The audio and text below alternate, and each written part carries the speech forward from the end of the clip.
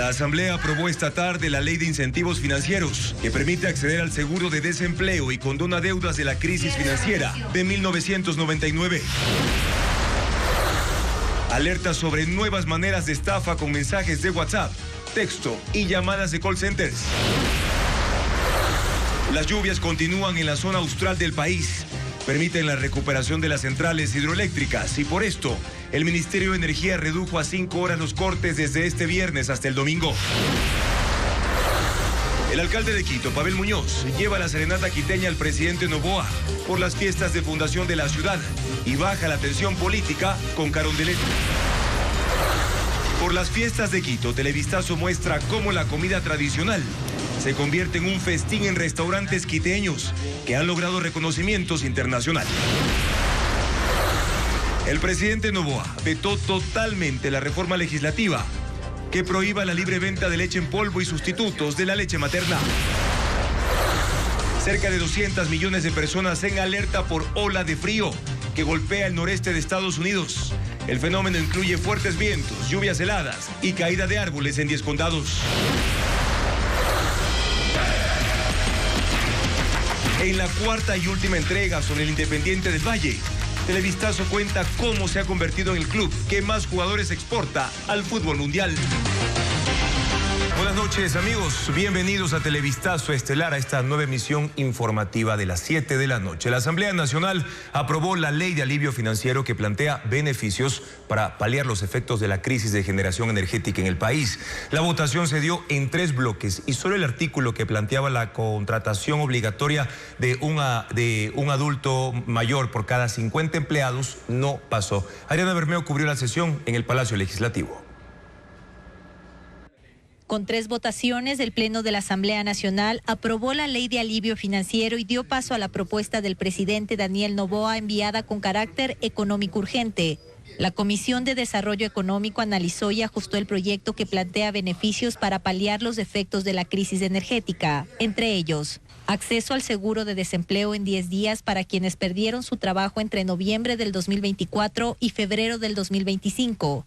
Diferimiento extraordinario sin intereses para deudas en el sector financiero público y privado. Refinanciamiento para créditos hipotecarios que se mantienen con el BIES, que hayan sido reestructurados y que estén en mora. Condonación del capital e intereses de créditos educativos que hayan otorgado a personas con discapacidad y que estén en mora. Para los miles de arrendatarios, hemos dispuesto la suspensión de las cláusulas de aumento del canon de arrendamiento, para que no suban los arrendamientos, los precios en el 2025. Y para los más de 380.000 deudores con la Agencia Nacional de Tránsito, van a poder hacer un pago parcial de su obligación principal y remitirse o condonarse el 100% de los intereses, multas y recargos ante la ANT.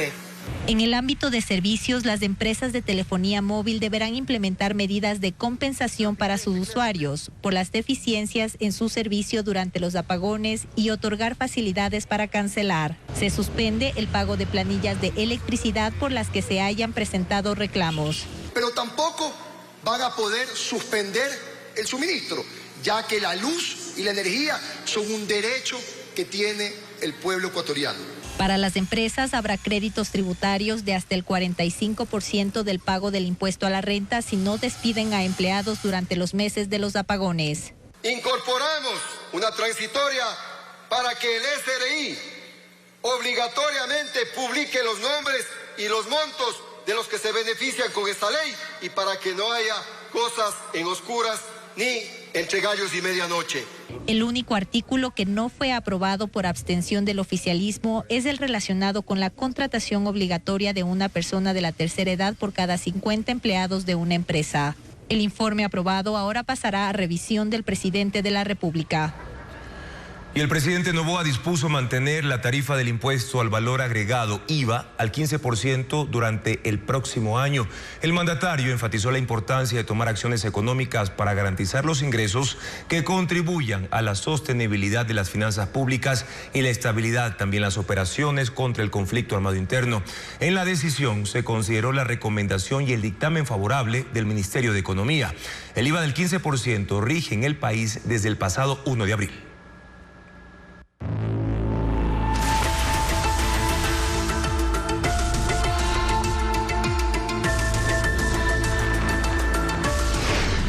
electricidad.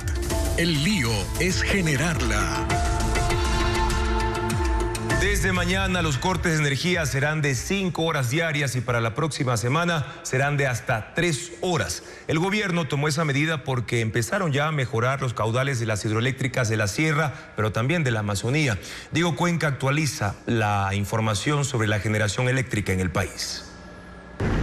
Desde ese viernes hasta el domingo, el gobierno reduce los horarios de los apagones de 7 a 5 horas diarias y para la próxima semana indicó que serán de 3 horas. El Ministerio de Energía tomó esa decisión gracias a las lluvias que se intensificaron desde el martes en la Sierra y Amazonía, aunque los embalses de las 3 centrales no recuperan aún sus condiciones normales. En el Austro llovió anoche y esta tarde, y eso favoreció muy poco al nivel de las hidroeléctricas Mazar, Molino y Sopladora. El embalse solo ganó 1 metro, pasando de 2.111 a 2.112 metros sobre el nivel del mar. En cambio, en Coca-Codo Sinclair, donde llueve desde ayer, el caudal del río Coca favoreció la generación de la hidroeléctrica, que ayer generó 810 megavatios y hoy superó los 900. Minas San Francisco recuperó 1 metro en su nivel del embalse, pero hoy permaneció apagada. Otras centrales que se están beneficiando de las lluvias son Agoyán en Tungurahua, que puede generar 160 megavatios, y Manduriaco en Pichincha, que produce 65 megavatios más. En ese panorama, hoy Coca-Codo cubrió el 42% de la demanda nacional y obligó al Operador Nacional de Electricidad SENACE a apagar Mazar para recuperar agua en el embalse y a encender Molino y Sopladora, que produjeron 553 megavatios. Por ahora, las lluvias sostienen la producción de Coca-Codo, pues el complejo hidroeléctrico de Paute necesita precipitaciones de al menos 15 días consecutivos para que estén 100% operativas. Pero por el momento el pronóstico del INAMI es que habrá lluvias solo hasta el domingo.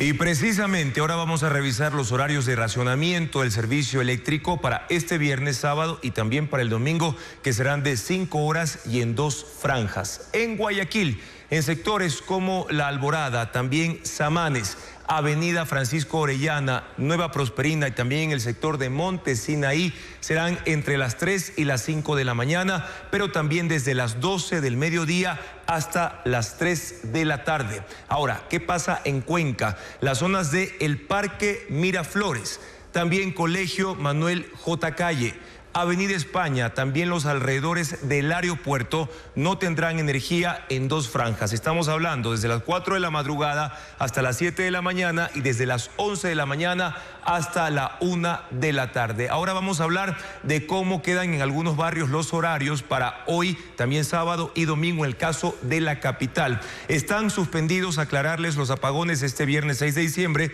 por las festividades de fundación, pero se van a retomar el sábado y el domingo. ¿En qué horarios? De 8 de la mañana a 11 de la mañana y de 8 de la noche también hasta las 10 de la noche, 5 horas de cortes en la capital, en los sectores de Chimbacalle, Belisario Quevedo y también en Iñaquito, en el norte de la ciudad, justamente en los horarios que estamos viendo en pantalla. Pero toda esta información, también cómo están los cronogramas de apagones en otros sectores del país, los pueden consultar en el código QR que aparece ya en estos momentos en pantalla. Abren la cámara de su teléfono y ahí podrá ingresar directamente a nuestra web ecuavisa.com para consultar de estos horarios a escala nacional y también las zonas donde se los aplica. Y en otros temas también les contamos que las intensas lluvias que cayeron esta tarde en Cuenca provocaron inundaciones en 4 sectores del norte de la capital Azuaya. Una de las causas fue el desbordamiento de quebradas que están en esa zona. La acumulación de agua afectó a una escuela donde 3 docentes no pudieron salir de las aulas, pero sus compañeros usaron un carro para sacarlos. Otro de los efectos fue que el río Machángara estuvo a punto de desbordarse, mientras los otros 3 afluentes mantienen sus caudales de manera normal. Nuevas nevadas causan estragos en Estados Unidos. Según medios internacionales, 200 millones de personas están bajo alerta ante la llegada de una tormenta que dejará comunidades enteras bajo nieve, creando condiciones peligrosas para manejar en carreteras. Ileana Suárez con las imágenes del fenómeno. Otra ola de frío ártico y viento avanza sobre el norte de Estados Unidos, con temperaturas bajo cero. y un potente impacto sobre 10 estados donde las autoridades emitieron alertas para la población, desde Dakota del Norte, pasando por Minnesota, Wisconsin, Michigan, hasta Nueva York, Vermont y Maine. El frío comenzó a principios de semana y las temperaturas seguirán bajando, afectando a 200 millones de personas. Hay advertencias de más viento y el riesgo de caída de árboles y postes, con efectos sobre el tendido eléctrico y el riesgo de dejar ciudades a oscuras. La nieve ha tenido un rápido avance generando condiciones peligrosas de viajes en carreteras interestatales, pero también en vías urbanas, además de la lluvia helada que hace que los autos patinen en el asfalto, mientras disminuye la visibilidad de los conductores. Con este panorama, el gobierno de Ohio declaró estado de emergencia en varios condados, mientras que en Pensilvania se aplicó la misma medida para los condados de Erie, Warren, Crawford y McKean. El presidente de Corea del Sur es investigado por traición y sedición luego de intentar implantar la ley marcial contra políticos opositores. Enfrenta además un pedido de juicio político y nuevas manifestaciones, como lo informa Merlis González.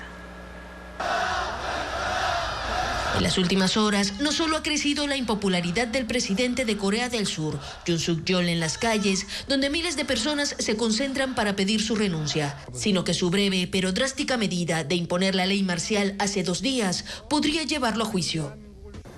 El Partido Democrático, su principal opositor, y otras 5 agrupaciones políticas presentaron el pedido de destitución en la plenaria este jueves por vulnerar gravemente la Constitución y la ley. La solicitud será discutida entre viernes y sábado, y para llevarlo a juicio se necesitarán 2/3 del total de los parlamentarios y el apoyo de al menos 6 de los 9 jueces de la Corte Constitucional. El partido oficialista no apoya el juicio, aunque lo presionan para que renuncie. Pero el Parlamento y las manifestaciones no son los únicos problemas que enfrenta el mandatario surcoreano. La policía lo investiga por traición e insurrección. Lo acusan de imponer la ley marcial como arma política contra sus opositores y el proceso se extiende a su ministro de Defensa.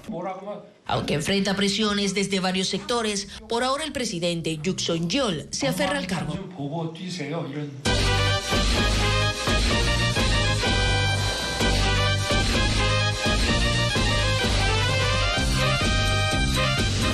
Quito, sin luz, pero de farra.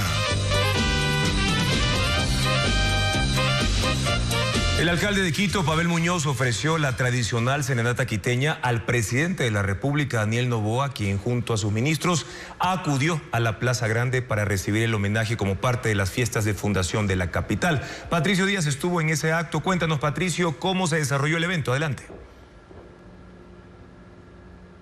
Sí, sin mayor novedad, más bien con mucho ánimo frente a las fiestas de la capital. Incluso bailaron las autoridades aquí en la Plaza Grande.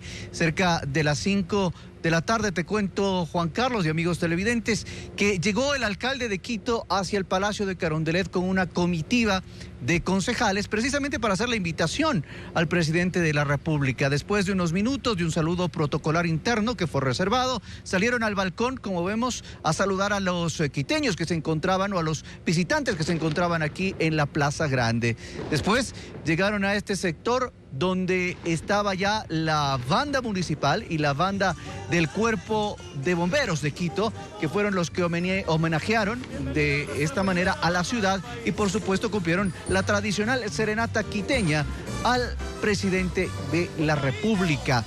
Ambos funcionarios, tanto el presidente como el alcalde, se mostraron muy amistosos, conversaron por algunos momentos y el alcalde durante esta celebración insistió en que a pesar de que existen diferencias, hay diálogo y hay una relación en pos de la ciudad. Escuchemos lo que dijo el alcalde de Quito, Pavel Muñoz. El diálogo, podemos tener severas discrepancias, pero los adversarios políticos hacen eso, discrepan, conversan y también cuando es posible pueden llegar a un conjunto de acuerdos. A mí lo que me interesa es que el gobierno nacional pueda invertir en Quito. ¿Cuánto tiempo no tenemos de parte de los últimos gobiernos una obra de envergadura en Quito? Entonces a veces esto es ingrato para la capital de la República, ¿no? Hay que combatir el centralismo.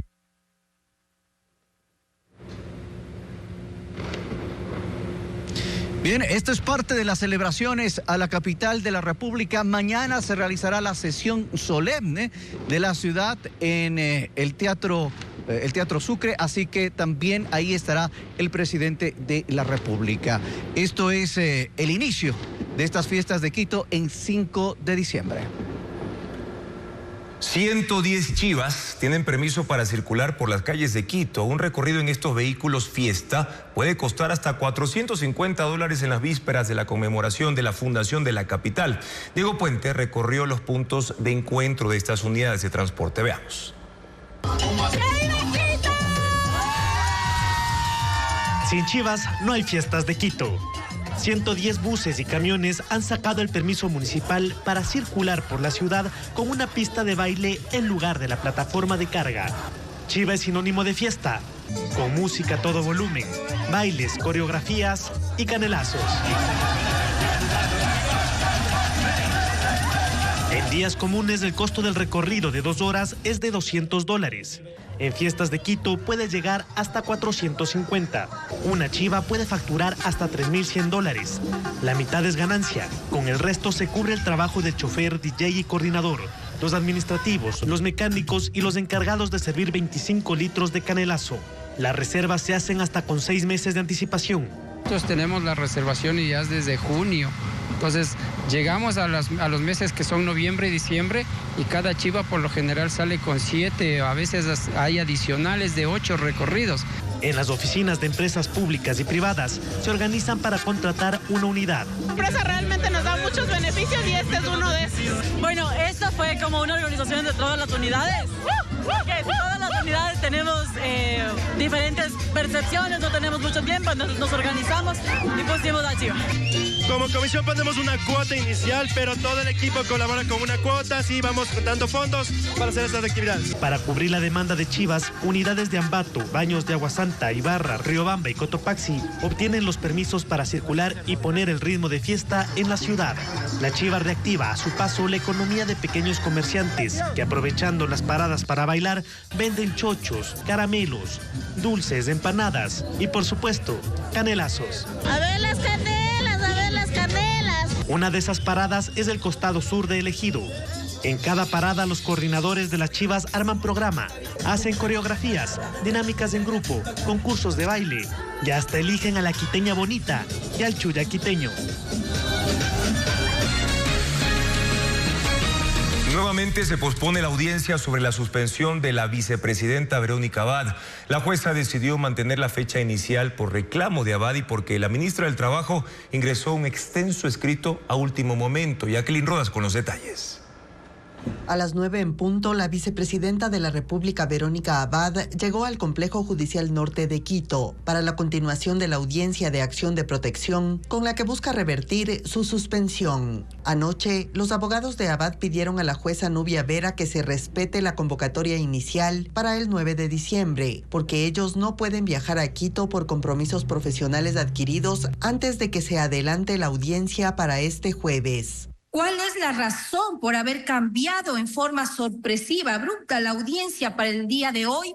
Porque nos comunicaron del Complejo Judicial Norte que había disponibilidad el día de hoy. Esta juzgadora, por el principio de celeridad, reagendó la audiencia. La jueza llamó la atención por los escritos ingresados a último momento. Hoy, 9 minutos antes de la audiencia, la ministra de Trabajo, que esta vez sí se conectó por Zoom, ingresó 459 páginas. Usted manifiesta que las 459 hojas es sobre la intervención que usted va a realizar.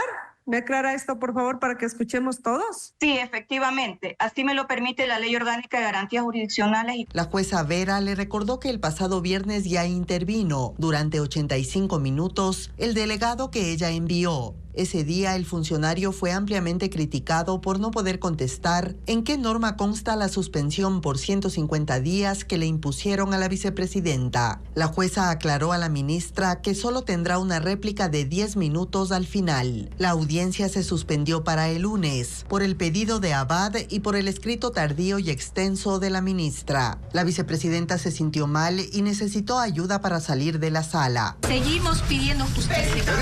Hay cosas muy oscuras y no vamos a dejar. Aún falta la intervención de 41 personas que se inscribieron para exponer a favor y en contra de la suspensión de Verónica Abad. Visitar el monasterio de Santa Catalina en el centro histórico es una experiencia que conecta el alma de Quito con una de sus joyas más entrañables. Cada botella de vino, las hostias y también los productos naturales se han vuelto una marca en ese convento. Veamos.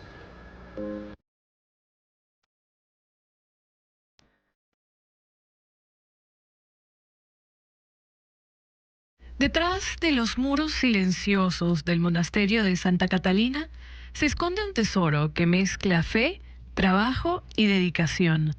Las hermanas de este convento mantienen vivo un legado artesanal que ha trascendido generaciones, como la elaboración de vino tierno, hostias y productos naturales. Los productos tienen buena acogida, entonces eso es lo que a nosotros nos ayuda muchísimo, ¿no? El vino es para la misa. Las hostias y el vino sale igual. Entonces, hostias grandes y hostias pequeñas. Guardado en barriles para macerarse, este vino obtiene su color gracias al azúcar quemada que le añaden en el proceso. Aunque actualmente cuentan con una máquina que rellena botellas y las sella, ellas recuerdan que antes todo el trabajo era manual. Es el vino para consagrar. Eso llevan también como para remedio, para los niños que no pueden hablar o también para adultos o algún compromiso social. La elaboración de las hostias es otra de las actividades emblemáticas del monasterio que son distribuidas a distintas comunidades dentro y fuera del país. Este proceso que llevan a cabo con precisión y cuidado también es una conexión con el servicio religioso. Dentro del convento se produce la mayoría de la materia prima. Durante la pandemia cerraron su histórica farmacia que ofrecía remedios naturales. Sin embargo, las hermanas tienen planes de reabrirla y de volver a Quito este rincón de salud y tradición. El presidente de la República vetó totalmente la ley de lactancia materna aprobada por la Asamblea Nacional. El régimen no está de acuerdo en que los sustitutos de la leche materna se vendan solo con receta médica. Patricio Díaz conversó con quienes defienden y cuestionan también la medida. El proyecto de ley para el fomento y protección de la lactancia materna no podrá ser tratado durante un año. El presidente de la República vetó totalmente el texto aprobado por la Asamblea. Cuestionó el artículo que prohibía la venta libre al público de sustitutos de leche materna. La propuesta indicaba que solo se podría vender bajo prescripción de un médico. El Ejecutivo dice que esa limitación crea un obstáculo que pone en riesgo la salud y alimentación de nuestros infantes. En el documento remitido a la Asamblea, además dice que no es correcto imponer a la mujer la lactancia materna, pues hay una afectación directa a los derechos. La decisión del legislativo había generado posiciones a favor y en contra. La Asociación de Neonatólogos dijo que la mejor opción en una ley de lactancia materna es promover antes que prohibir. Porque una madre que trabaja puede necesitar en algún rato apoyarse con la fórmula infantil. Lo que nosotros debemos garantizar es el acceso a este niño a que tenga más tiempo con su madre y más apego para que pueda lactar. Humberto Tapia, médico y legislador, defendió que los sustitutos de la leche no sean de venta libre. Organizaciones como OMS, UNICEF, entre otras, según él, alertan sobre el uso indiscriminado de esos productos. Lo que no debe abrirse es la puerta para que como única opción sea el mercado de las leches el que le solucione el problema de la lactancia materna. Lo complica. Las empresas que distribuyen estos productos no se pronunciaron. Brasil suspendió la compra de camarón a Ecuador. Los ministerios de Agricultura y de Pesca de ese país argumentaron supuestas irregularidades sanitarias. La Cámara de Acuacultura ecuatoriana, por su parte, dice que esa decisión es antitécnica y va a pedir al gobierno que tome acciones al respecto. Más detalles con Adriana Bermejo. Brasil dejará de comprar por ahora camarón a Ecuador. Los ministerios de Agricultura y de Pesca de Brasil tomaron esa decisión tras realizar una auditoría que, según ellos, detectó irregularidades y el incumplimiento de requisitos sanitarios exigidos. Esta medida se aplicará desde el próximo lunes 9 de diciembre. Ese anuncio no causó sorpresa en la Cámara de Acuacultura ecuatoriana. Desde inicios de este año, los productores de camarón de Brasil exigieron a sus autoridades que se vete al producto de Ecuador por ser más competitivo. Se trata en realidad de una medida proteccionista por parte de Brasil. Para Ecuador, la venta de camarón a Brasil no es representativa. Apenas $7 millones de los 2.200 vendidos este año a China, Europa y Estados Unidos. La Cámara de Acuacultura considera que la decisión es injusta y antitécnica. Pedirá al gobierno que analice los beneficios arancelarios que otorga a Brasil. El Ecuador no debería profundizar las discusiones en torno al acuerdo comercial, al AC-59, que buscaría mejorar las condiciones arancelarias para varios productos de Brasil, porque no hace sentido dar un beneficio arancelario a un país que bloquea permanentemente las exportaciones de su vecino. Aunque las exportaciones de camarón a Brasil apenas representan menos del 1% del total de camarón vendido al mundo, para Brasil significa el 40% del que importa. La Cámara de Acuacultura evoca, no obstante, que hay que ver este problema en el contexto integral de la relación comercial con Brasil, que le vende a Ecuador $12 millones más que lo que le compra. Hay materias primas, inclusive de uso acuícola, como la soya, ¿no? Que es uno de los productos principales que Brasil nos vende, es una materia prima para camarón, pero de ahí en adelante usted tiene una gama de productos sobre los cuales también como industria vamos a solicitar se apliquen medidas de retaliación que correspondan. El Ministerio de la Producción analiza las consecuencias de esta decisión y emitirá un comunicado en las próximas horas. Un potente sismo sacudió la tarde de este jueves a California, Estados Unidos. Según el Servicio Geológico, fue de 7 grados y su epicentro fue en el mar, cerca de la costa de la ciudad de Ferndale, condado de Humboldt. Las autoridades emitieron una alerta de tsunami, lo que provocó la evacuación de las zonas residenciales costeras, aunque más tarde fue cancelada. El sismo se sintió en gran parte del estado y fue seguido de réplicas. No se reportaron daños importantes ni heridos. Y en Estados Unidos, las autoridades temen que una mujer en el oeste de Pensilvania que desapareció mientras buscaba a su gato haya sido tragada por un socavón. La policía dice que los familiares de Elizabeth Pollard dieron la alerta alrededor de la 1 de la mañana del martes para denunciar su desaparición cuando fue a buscar a su gato. Encontraron su auto parqueado cerca de un hueco del tamaño de una alcantarilla. Desde el martes, los equipos bajaron por el agujero con una cámara y un dispositivo de escucha sensible, pero hasta ahora no han hallado nada. Y los rebeldes sirios aseguran haber tomado el control de la ciudad de Hama, en el centro del país. El lugar estratégico está en la ruta que lleva hacia la capital, Damasco. Esto a pesar de los fuertes combates contra el ejército de Bashar al-Assad y el apoyo de Rusia e Irán. Los rebeldes que combaten contra el régimen sirio, liderados por el grupo yihadista Hayat Tahrir al-Sham y otras milicias respaldadas por Turquía, han entrado a Hama, la cuarta ciudad más grande del país. En redes sociales, los insurgentes aseguran que tomaron el control del aeropuerto militar y liberaron a cientos de reos de la prisión de la ciudad. Fuerzas militares sirias anunciaron su retirada ante la continua llegada de milicianos, quienes afirman que pronto avanzarán hacia el sur hasta controlar la capital, Damasco. Al mando de este grupo rebelde está Abu Muhammad al-Golani, un saudí de 42 años que se unió a Al-Qaeda en Irak en 2003 y fundó una filial denominada Al-Nusra en 2012. Ha tenido un papel relevante en el conflicto sirio desde sus inicios y figura en la lista de los terroristas más buscados por Estados Unidos. Al-Golani tiene un gran conocimiento del campo de batalla, maniobras que aprendió en su paso por otras organizaciones extremistas, eliminando a competidores y antiguos aliados. En esta nueva arremetida contra el régimen sirio, ha logrado controlar la ciudad de Alepo, Idlib y Hama. El régimen de Bashar al-Assad continúa al mando de un 70% del territorio, un 15% es controlado por fuerzas kurdas. Ciertos sectores están en manos de los turcos, otros bajo control estadounidense y el resto es manejado por el grupo Estado Islámico. Mientras tanto, el régimen de Bashar al-Assad planifica una estrategia de contraataque con ayuda de la aviación rusa y fuerzas iraníes como aliadas. El presidente de Francia, Emmanuel Macron, aceptó la renuncia del primer ministro Michel Barnier, que fue destituido por la Asamblea Nacional, y anunció el nombramiento de un nuevo funcionario en los próximos días.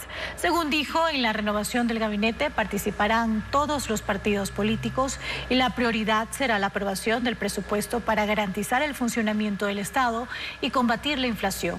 Macron acusó a la extrema derecha por apoyar y dar los votos para desestar a Barnier, desestabilizando la administración pública y, según él, generando el caos político. Disneyland París lanza un nuevo espectáculo nocturno que rinde homenaje a la Catedral de Notre Dame. Se trata de una mezcla de fuegos artificiales, show de drones y proyecciones que llenan de luz su famoso castillo. Merlis González con las imágenes. Notre Dame de París. El bufón de la película El jorobado de Notre Dame guía el espectáculo audiovisual que ilumina las noches de Disney París desde hoy. Presenta a los personajes principales de la historia que son proyectados en el castillo, acompañados de música, efectos acuáticos y pirotecnia.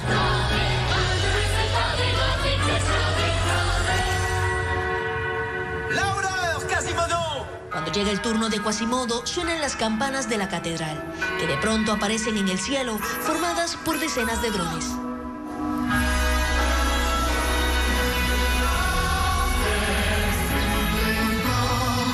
Notre Dame, majestueuse et mystérieuse, où vit Quasimodo. El show une la conocida película de Disney con la tecnología de la empresa Dronisus y la banda sonora, interpretada por la Orquesta Sinfónica de Londres, para rendir homenaje a Notre Dame, símbolo de Francia, que reabrirá sus puertas este sábado.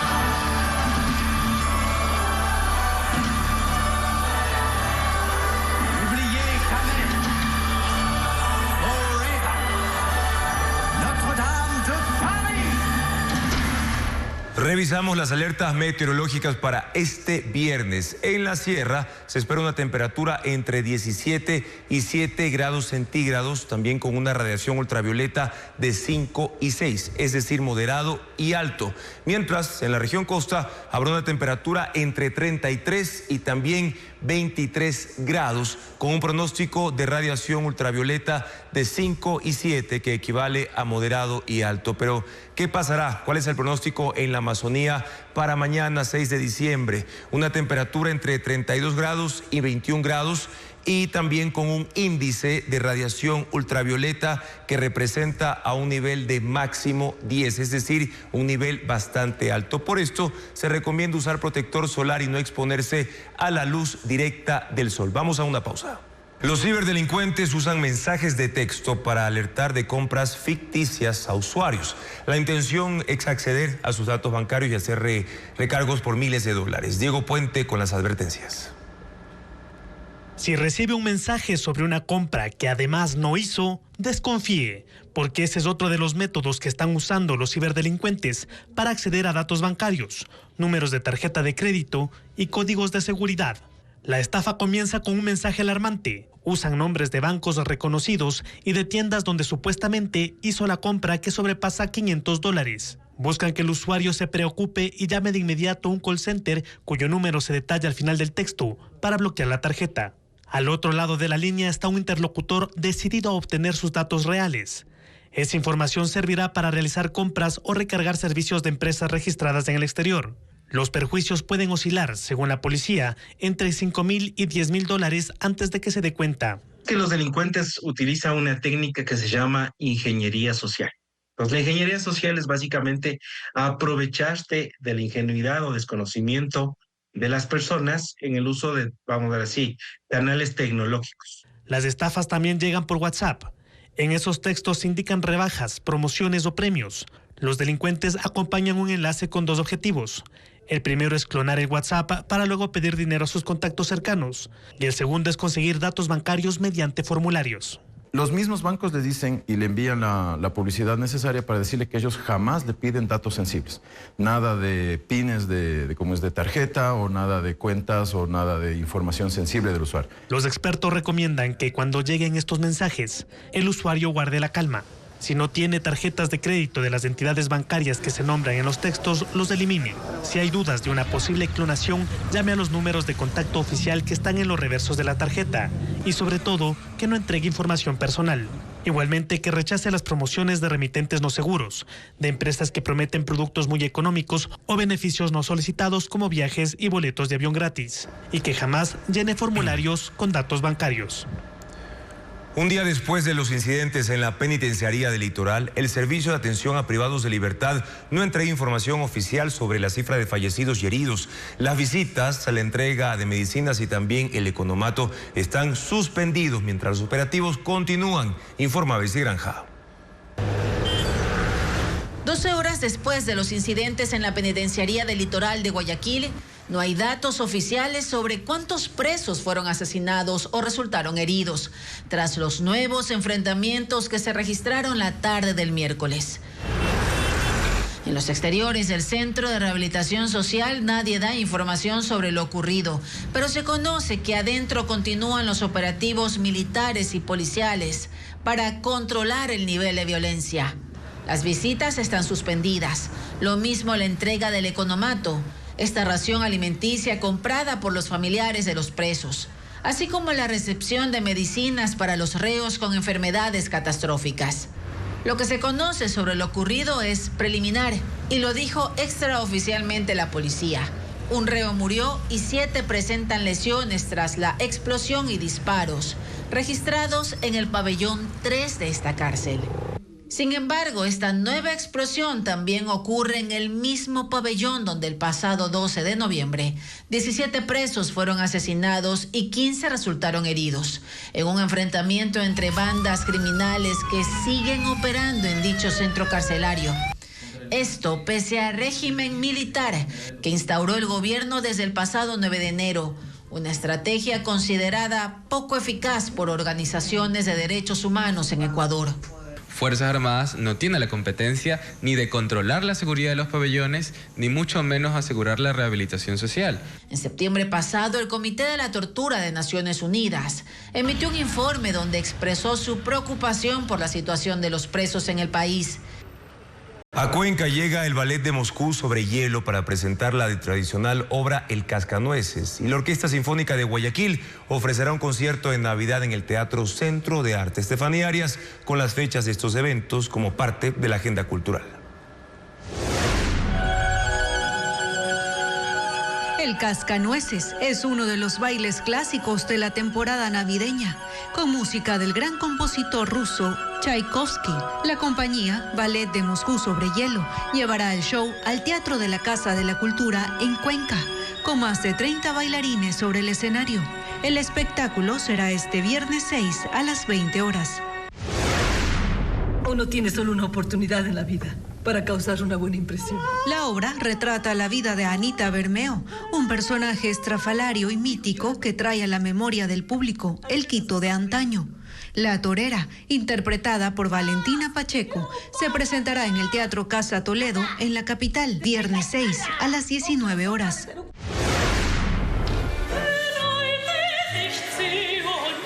Una de las composiciones de música sacra más sublimes será interpretada por la Orquesta Sinfónica de Guayaquil en el concierto Oratorio de Navidad. Bajo la dirección del maestro Íñigo Pirfano. Esta obra, que combina coros majestuosos y una instrumentación barroca, invita a reflexionar sobre el misterio de la Navidad. El show será en el Teatro Centro de Arte del Puerto Principal, este viernes 6 a las 19 horas. 2 sismos se sintieron este jueves en Manabí y también en la provincia del Guayas.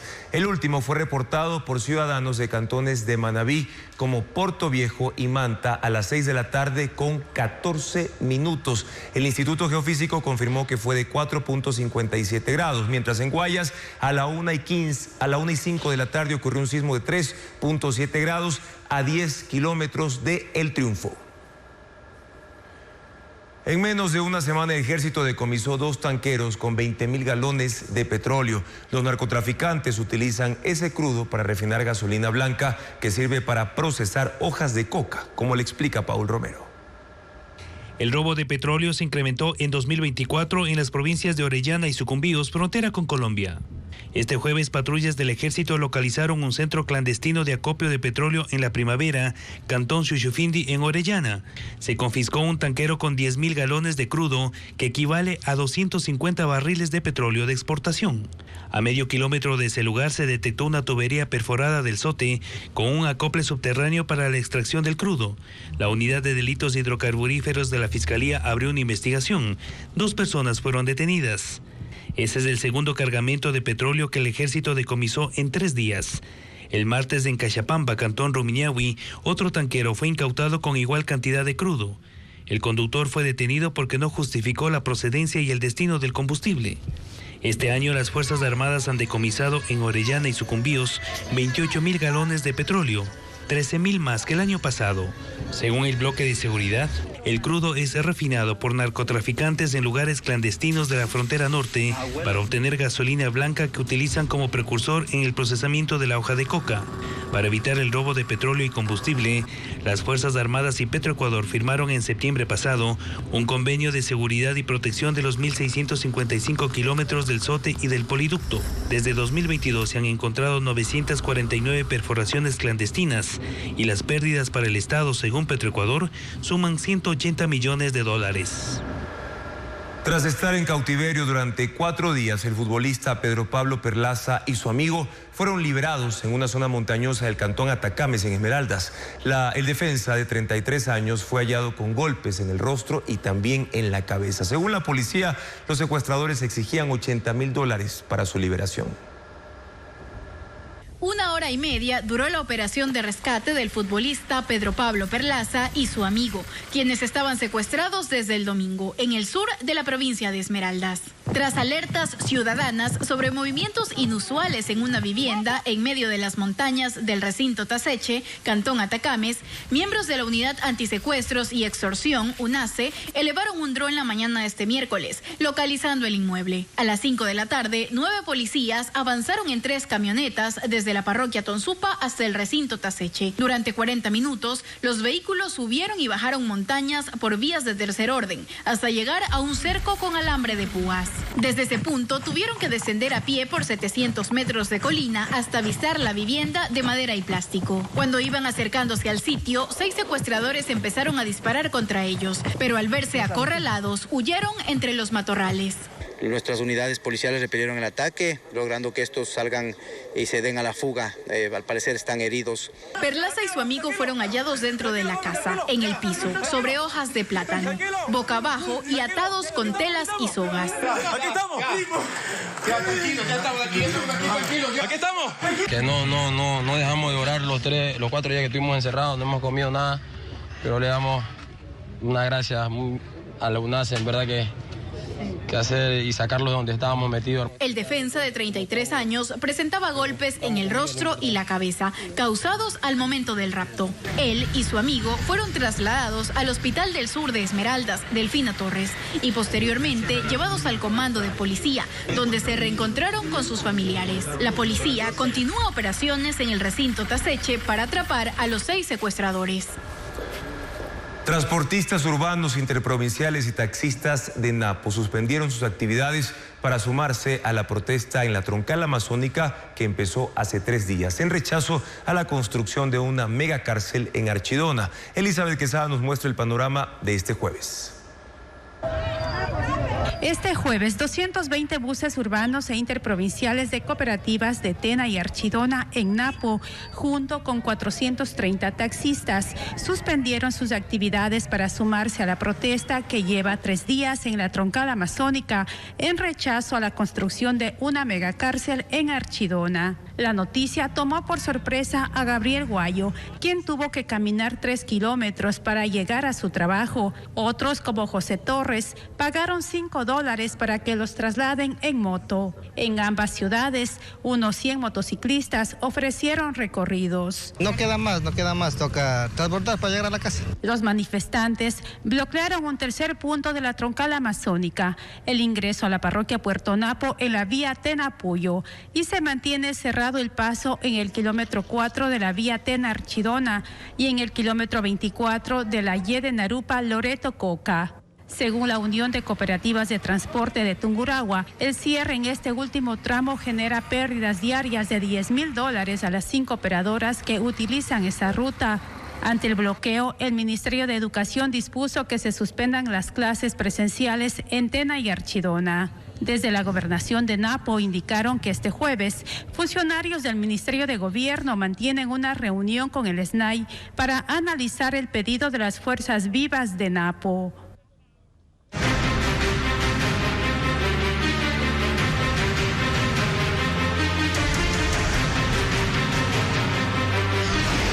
Agua, el dilema en el Cajas.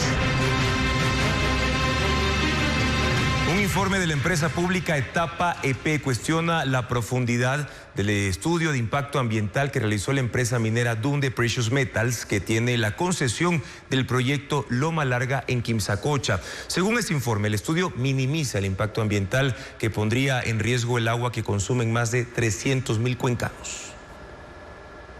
Un informe de Etapa, la empresa pública de telecomunicaciones, agua potable, saneamiento y gestión ambiental de Cuenca, enciende alertas.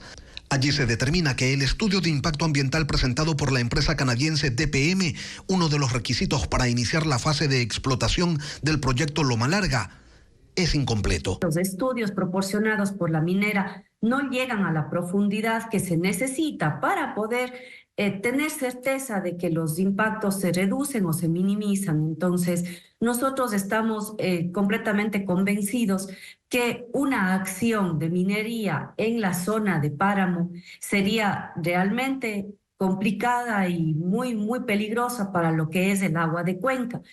El proyecto Loma Larga se ubica en la provincia de La Suay, en el páramo de Quimsacocha. Tiene una extensión de 2.147 hectáreas y se prevé que de allí se extraigan 2.2 millones de onzas de oro y 88 millones de libras de cobre. Este proyecto minero se remonta 25 años atrás. En 1999 se entregó la concesión. En 2002 se inició la fase de exploración avanzada. 2 años después se descubrió el depósito Loma Larga, que registra reservas de oro, plata y cobre. Durante todo este tiempo, la posibilidad de hacer minería en zona de páramos ha sido rechazada por distintas organizaciones sociales. De hecho, el 7 de febrero de 2021, el 80% de los cuencanos le dijo no a la minería en la zona de recarga hídrica de los ríos Tomebamba, Tarqui, Yanuncay, Machángara y Norcay. Sin embargo, al haber sido entregada la concesión de Loma Larga antes de la consulta, sigue vigente. El pasado 31 de octubre, en pleno feriado, el Ministerio de Ambiente desarrolló una consulta ambiental en la que participaron cerca de 90 personas. Ellos avalaron el inicio de la explotación minera en Quimsacocha, que ahora solo espera que la autoridad emita la licencia ambiental, que según Etapa no se debería conceder por los distintos riesgos que conlleva el desarrollo de minería en esa zona. Esa agua, el momento que entra en contacto, es un agua contaminada y es una contaminación química, es una contaminación con arsénico, con mercurio, con azufre. Entonces, es un proceso muy complejo de tratar, hasta para nuestras plantas de tratamiento de agua potable, porque si llega esa agua contaminada, a la fecha ninguna planta del país es capaz de procesar esos metales pesados. El proyecto minero Loma Larga tendrá una mina subterránea que se construirá en 2 años, operará 12 años y su cierre tomará 2 años más, en total 16. Allí se prevé diariamente mover 3.400 toneladas de material. Según la empresa concesionaria, el agua que tenga contacto con la infraestructura minera será reconducida a piscinas y luego a una planta de tratamiento. Para minimizar el uso de agua, se tiene previsto reutilizarla y finalmente dirigirla a una quebrada que está fuera del área de recarga hídrica de Cuenca. Pero el informe de Etapa señala que el estudio de impacto ambiental no garantiza aquello. Fernando Alvarado, sentenciado a 5 años de cárcel por peculado, acusó al tribunal del caso SECOM de falta de imparcialidad y también de lawfare. El exministro del correísmo retiró el pedido para que le suspendan la pena. Informa Jacqueline Ruedas. El exsecretario de Comunicación del correísmo, Fernando Alvarado, sentenciado a 5 años de prisión por peculado en el caso SECOM, solicitó la suspensión condicional de su pena. Esto implica cumplir su condena fuera de la cárcel con 10 restricciones, entre ellas permanecer en Ecuador, tener un trabajo, presentarse periódicamente ante un juez y pagar la reparación económica al Estado. La audiencia para decidir estaba pendiente desde octubre y se pospuso porque Alvarado cambió de abogado 2 veces. No se presentó o pidió diferimiento a último momento. El tribunal le llamó la atención y dijo que su conducta es un abuso del derecho. La fecha inamovible fue este jueves, pero Alvarado no compareció y tampoco su defensa. Ayer envió un escrito acusando a los jueces de falta de imparcialidad y de tratarlo de forma abrupta para consumar el lawfare, término usado por la corriente conocida como socialismo del siglo XXI para alegar persecución. El sentenciado retiró la solicitud para que le suspendan la pena. Sin embargo, la audiencia sí se instaló para otros 2 condenados, el contratista Carlos Bravo y el exsecretario Pablo Llanes, pero el tribunal negó su pedido. El cuarto sentenciado es el exsecretario de Medios Patricio Pacheco. Él tiene el proceso suspendido porque se inscribió como candidato a asambleísta alterno por la Revolución Ciudadana. A todos les queda el recurso de casación antes de que se ejecute su condena.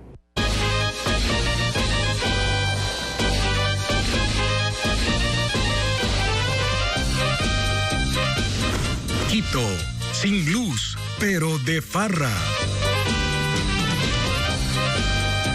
Y la gastronomía, la cultura y las costumbres compartidas entre quiteños y migrantes de otras provincias de Ecuador hacen que el sur de Quito se constituya en el centro económico de la capital. Esa zona de la ciudad vive las fiestas en medio de rebajas de productos alimenticios, ropa y otros servicios. Hernán Higuera nos presenta un recorrido.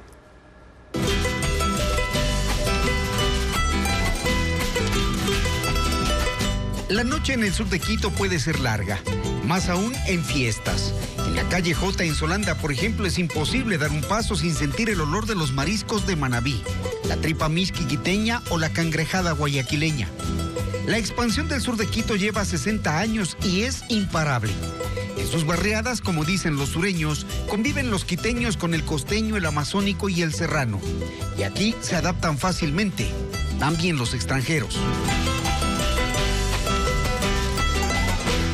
El sur se ha formado por mucha gente de provincia, los llamados chagras, que han venido acá a trabajar en la ciudad y han traído una serie de costumbres que se mantienen y que son aceptadas, como yo digo nuevamente, en comunidad. No hay barrio que no sea comercial ni casa donde no exista un negocio. Y aunque los coloridos rótulos con particulares nombres generan contaminación visual, a los barrios del sur llega gente del norte y de los valles. Saben a qué rincón entrar, por la atención, por el sabor y por el precio. A días de cumplir 50 años está la pionera de las huecas, María Isabel Nazca Pillajo. Ella empezó vendiendo comida en la calle Michelena y hoy es la propietaria de la picantería más nombrada en la misma calle. Todos los de aquí somos bien amables, entonces les atendemos bien, por eso es que aquí hay mucha clientela y muchos negocios. Más al sur, en la ciudadela Ibarra, está Patos Pizzería, una iniciativa de 2 empresarios que se apuntaron al despegue gastronómico del sur desde el 2016. Buscaron un nuevo concepto, espacios amplios y acogedores. Por eso, incluyeron chimeneas de un estilo clásico y elegante. Esta empresa también brinda mucho trabajo y muchas oportunidades. Actualmente estamos trabajando con 40 personas aquí en el sur de Quito. Hay comercio para todos. Hugo Reyes es un quevedeño que llegó sin oficio al sur de Quito hace 45 años. Empezó como operario de peluquería y en 9 meses, dice, se convirtió en el propietario de la Buenos Aires del Sur.